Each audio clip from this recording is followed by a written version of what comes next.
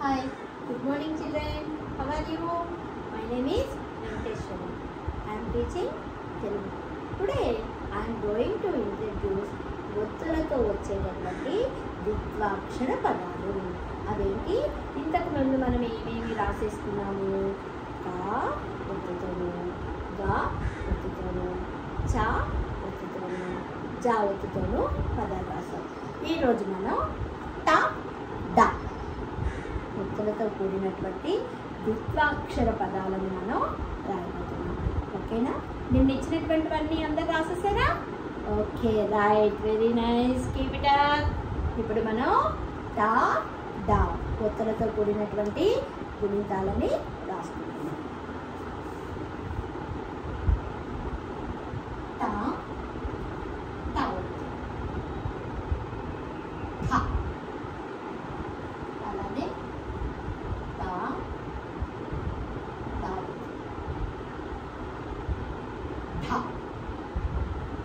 Okay,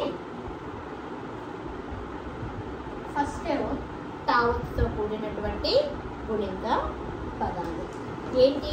తావత్తుతో వచ్చినటువంటి ద్విత్వాక్షర పదాలు. ద్విత్వాక్షరము అంటే ఏం చెప్పాను? ఒక హల్లు కింద అదే హల్లు ఒత్తుగా రావాలి. ఇప్పుడు మనం తావత్తు అనేటటువంటిది ఇస్తున్నాం.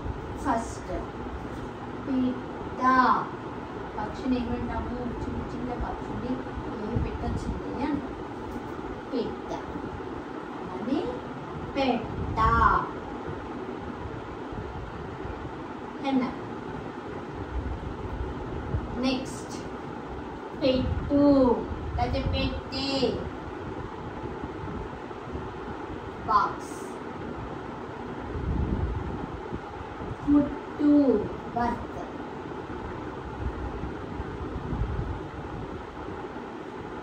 అలానే ఇంకా ఏమనొచ్చు? చెట్టు,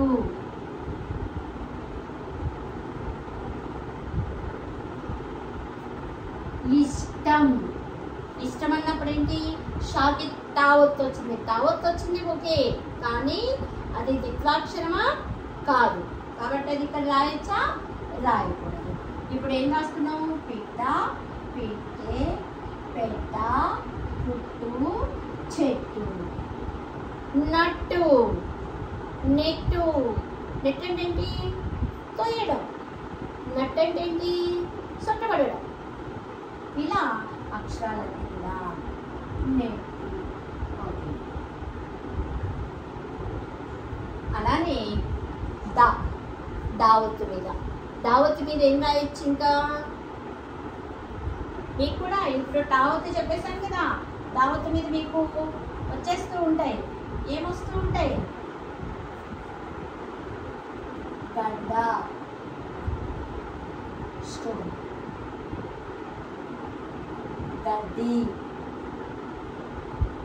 గ్రాస్. ఇంకా లడ్డు.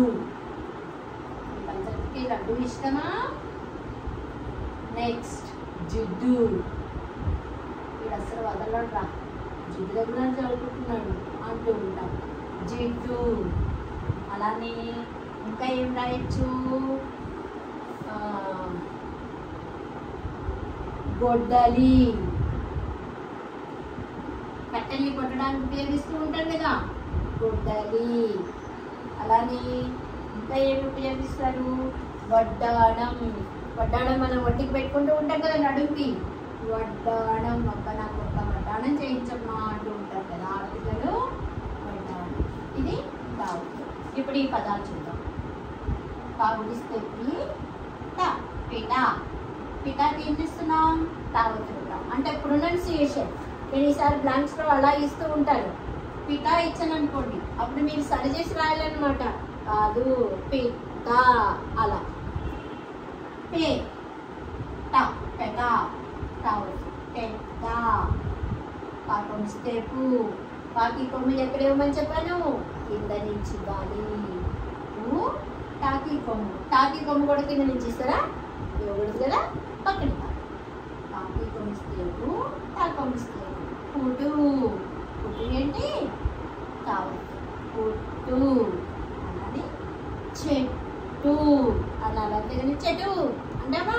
3 చాకించము తాకిపోము చెట్టు టావు చెట్టు.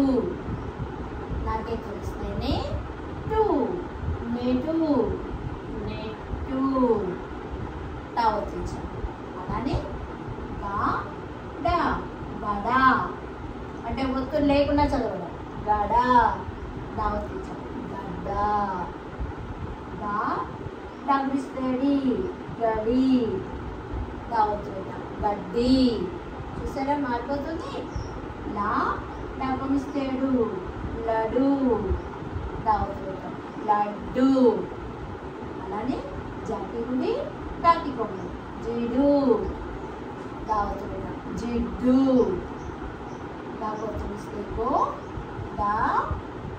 లాగుడిస్తేది ఏమవుతుంది గొడాలి. గొడలి ఏంటి దావత పెట్టాలి కదా గొడ్డలి. అలానే నాకు పిలిస్తేడా అనాకి 0 పెడితేడం వడాణం దావత పెట్టాం వడ్డాణం. అయితే మ్యామ్ ఇలా చెప్తున్నాను కదా ఒత్తు పెట్టమని, ఇంకొక దానికి ఇస్తే ఏమైంది అని అనుకుంటారు. కానీ మనం ఇక్కడ ఏమనుకున్నాం, ద్విత్వాక్షర పదాలు. ద్విత్వాక్షరం అంటే ఏంటి, దాని కింద అదే ఒత్తు పెట్టడం.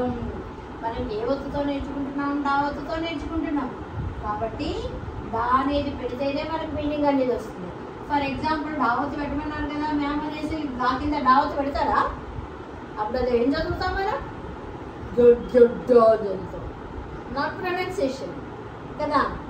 గడ్డ గడి లడ్డు జిడ్డు గుడలి వడ్డాణం అది ప్రొనౌన్సియేషన్ వచ్చేటటువంటిది.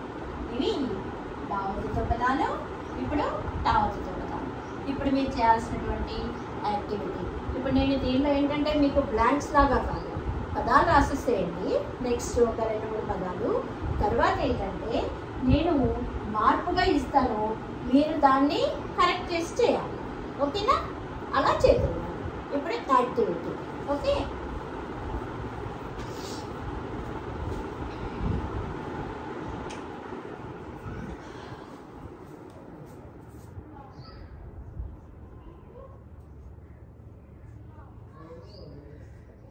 యాక్టివిటీలో దావత్తును ఉపయోగించి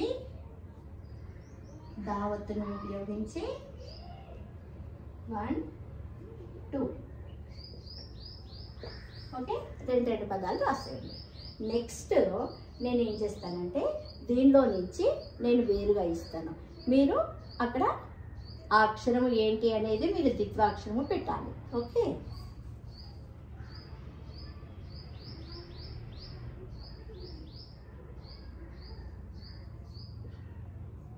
అదేంటి అనేది మీరు కరెక్ట్ చేసి అక్కడ రాయాలి. ఏ ఒత్తు పెడితే అక్కడ కరెక్ట్ ప్రొనౌన్సియేషన్ వస్తుంది.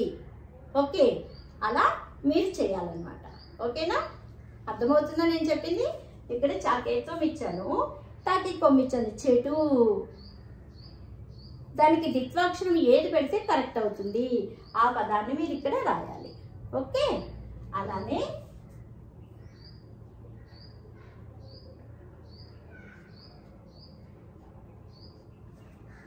ఇక్కడ కూడా కాకి కొమ్మిచ్చాను, టా ఇచ్చాను.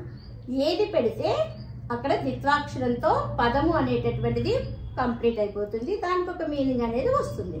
అది మీరు ఇక్కడ రాయాలి. అలానే డా కూడా